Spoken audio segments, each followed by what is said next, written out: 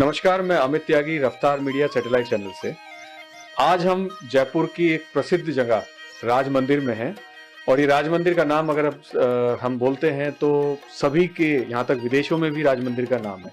ऐसा ही एक नाम है अशोका तंवर जी, जो चाकसू सीट से चुनाव लड़ चुके हैं, जिला परिषद के चुनाव लड़ चुके हैं, एमएलए रह चुके हैं और इस बार पूरी संभावना है कि सरकार कांग्रेस उन्हें टिकट दे और चुनाव वो लड़े। सर नमस्कार। सबसे पहले सर, आपने जो चुनाव है पहले भी लड़ा हुआ है और इस बार अलग अलग जो हमने सर्वेक्षण देखे उसमें नाम आपका सबसे ऊपर आता है। सिटिंग एमएलए जो हैं वो कहीं ना कहीं वो अपनी छवि और अपनी की वजह से नहीं है, तो आप क्या मानते हैं कि इस बार कांग्रेस जो है वो आपको टिकट देगी? मुझे टिकट देगी कांग्रेस। कांग्रेस के पास कोई ऐसा कैंडिडेट नहीं है जो कांग्रेस की सीट वहां से निकाल सके। सर, चाकसू को आप बहुत जो है करीब से जानते हैं और कहीं ना कहीं बहुत लंबा सफर राज मंदिर और चाकसू आपके साथ दोनों जुड़ा रहा है और हर चुनावों में आपका नाम टॉप 3 में हुआ करता था।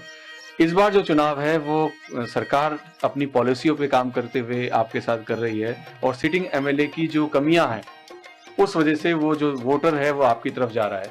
तो सरकार जो है, सरकार के कार्य पे आप क्या कहना चाहेंगे? सरकार का अच्छा काम है क्योंकि जनता मेरे साथ इसलिए जा रही है कि मैं 5 साल एमएलए रहा, मेरे 5 पैसे का दाग नहीं है और मेरे जो व्यवहार कह दो, बातचीत का सलीका, उससे जनता का भी खुश थी।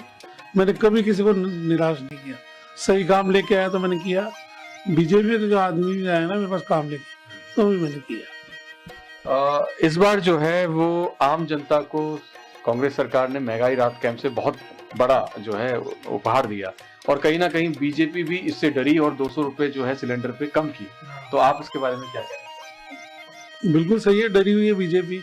बीजेपी चाह रही है कैसे भी राजस्थान में राज बनाए, लेकिन बीजेपी को राज नहीं मिलेगा, बहुत मुश्किल है।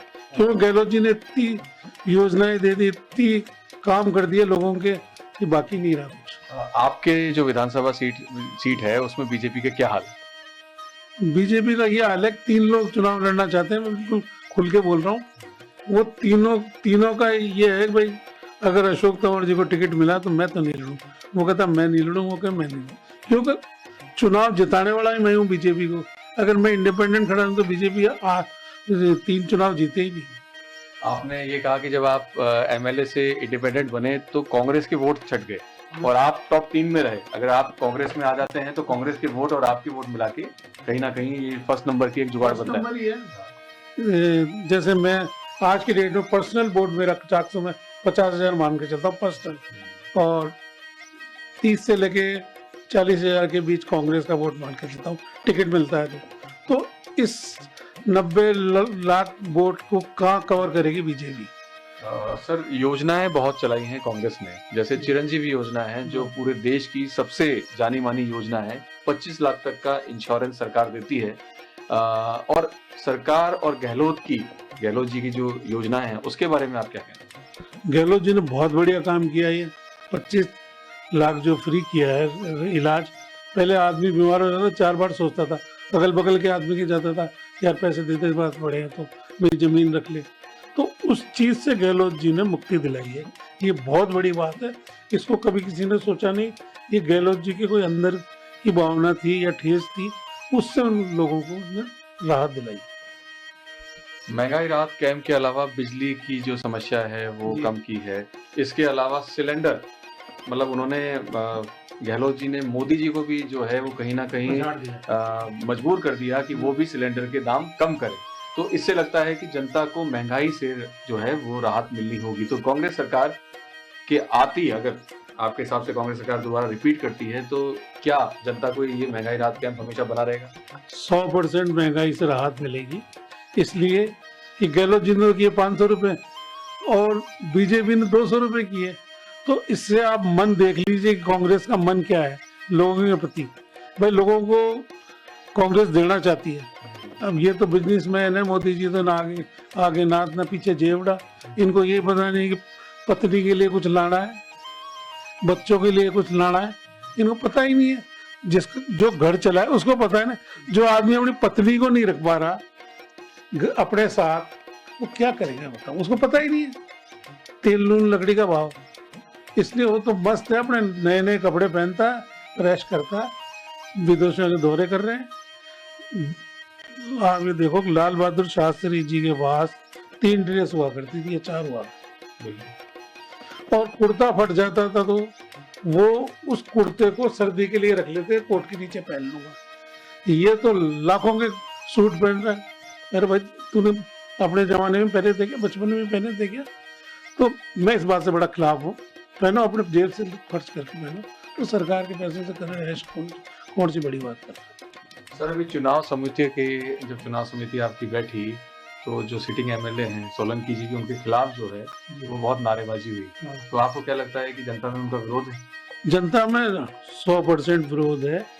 उस आदमी ने जयपुर का जिला प्रमुख, 27 वोट आए कांग्रेस के और 25 बीजेपी के, उन 2 वोटों को बेचकर कैश लेके, मैं चाहे आप कह देना, कोई मेरे इस बात से डरता भी नहीं है, और जिला प्रमुख बीजेपी का बनवा दिया। कांग्रेस का साफ साफ दिख रहा है कांग्रेस का बनेगा, और वो बन गया बीजेपी का।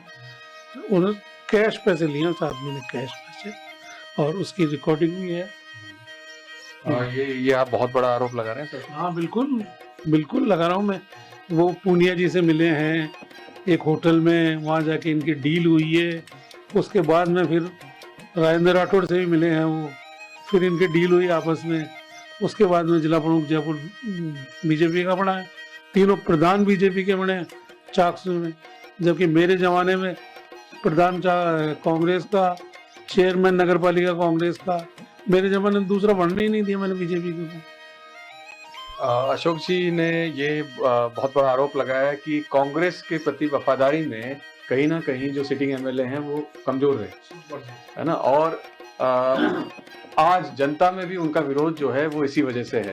सर एक चीज और है, अगर आप चुनाव जीतते हैं, लड़ते हैं, तो चाकसू की जनता के लिए क्या करें? चाकसू की जनता के लिए पलक पावड़े बिछा दूंगा मैं। और चाकसू की जनता भी ये जानती है कि अगर अशोक जी चुनाव जीत गए तो हम ही एमएलए बन गए। ये जनता की इच्छा है, और जनता की ये इच्छा है कि एक बार आप बन जाओ।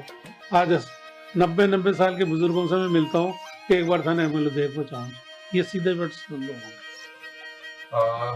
ये थे अशोक तंवर जी, जिन्होंने बहुत ही साफ गोई से जो है वो अपने पक्ष पे भी दूसरे पक्ष पे भी बात करते रहे, और बातचीत में कहीं नहीं लगा कि हम किसी नेता से बात कर रहे हैं। बातचीत से लगा कि हमारे बीच का एक आदमी जो चुनाव लड़ रहा है और साथ में एमएलए बनना चाह रहा है, और जनता का उसका सहयोग रहेगा। अभी कुछ थोड़ी देर पहले यहाँ पे बहुत से लोग बैठे हुए थे और उनका सबका ये कहना था कि एक बार अशोक तंवर जरूर। धन्यवाद।